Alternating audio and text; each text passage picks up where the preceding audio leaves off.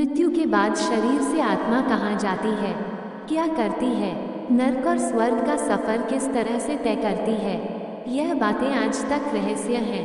मगर इस रहस्य से पर्दा उठता है गरुड़ पुराण से। गरुड़ पुराण इकलौता ऐसी किताब है जिसमें मौत के रहस्य का राज खोला गया है।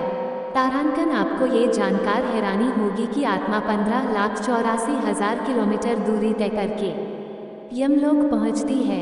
ये यात्रा 47वें दिन खत्म होती है।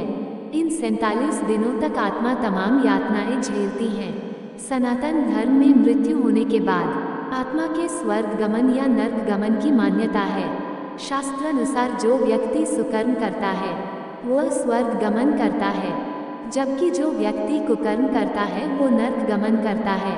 शास्त्रानुसार मृत्यु उपरांत आत्मा को सर्वप्रथम यमलोक ले जाते हैं। इस यमलोक की यात्रा मृत्यु के बाद 47 दिन में खत्म होती है। इसके लिए आत्मा को कई लाख किलोमीटर चलना पड़ता है। यमलोक में यमराज आत्मा के पाप पुण्य के आधार पर आत्मा की स्थिति तय है। मृत्यु उपरांत आत्मा के भूलोक से यमलोक तक के सफर का विस्तृत वर्णन गरुड़ पुराण में दिया हुआ है। मृत्यु करीब आती है तो बोल नहीं पाता इंसान। गरुड़ पुराण में यह इंगित है कि किस प्रकार व्यक्ति के प्राण छूटते हैं। गरुड़ पुराण अनुसार मृत्यु से पूर्व व्यक्ति बोल नहीं पाता है। अंत समय में व्यक्ति में दिव्य दृष्टि आ जाती है तथा उसे सारा जगत ब्रह्म स्वरूप लगने लगता है। व्यक्ति के जड़ अवस्था में आने इंद्रियां नष्ट हो जाती हैं। फलस्वरूप मुंह से लार या झाग टपकने लगती है। पापियों के प्राण गुदा द्वार से निकलते हैं। पापात्मा को सहना पड़ता है। ये गरुड़ पुराण के अनुसार मृत्यु काल पर पाशदंड धारण किए हुए भयान के क्रोधयुक्त 2 यमदूत प्राणी के पास आते हैं। यमदूतों को देखकर प्राणी का भय के कारण मलमूत्र निकल जाता है। यमदूत पापात्मा के गले में पाश बांधकर उसे यमलोक ले जाते हैं। पापात्मा को रास्ते यमदूत भयभीत करते हैं, नर्क की यातनाओं के बारे में बताते हैं। ऐसी बातें सुनकर पापात्मा रोदन करने लगती है। इस समय दुखी पापात्मा अपने पाप कर्मों को याद करते करता हुआ आगे बढ़ता है।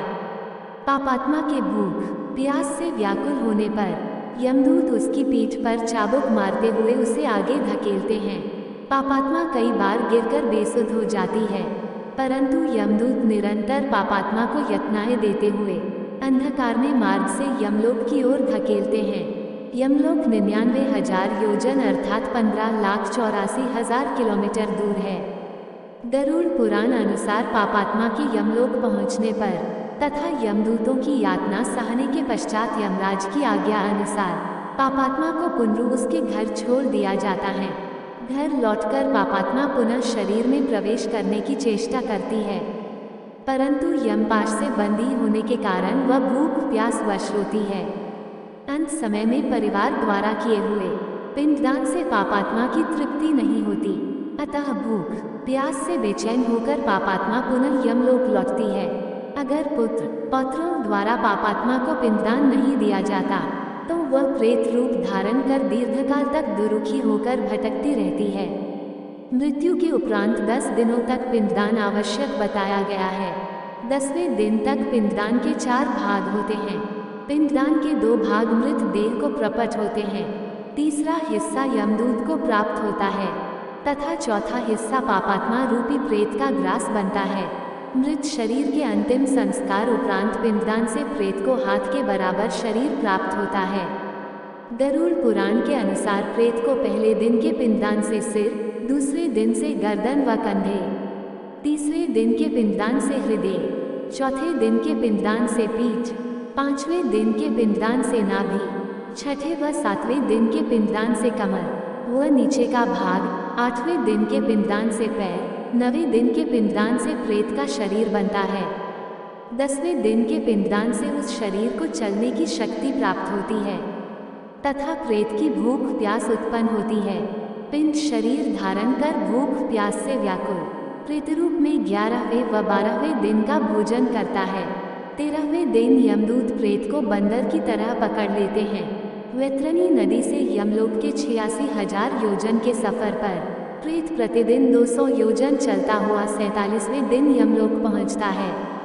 यदि आपको ये स्टोरी पसंद आया तो प्लीज़ वीडियो को लाइक करें, शेयर करें और हमारे चैनल को सब्सक्राइब करना ना भूलें। धन्यवाद।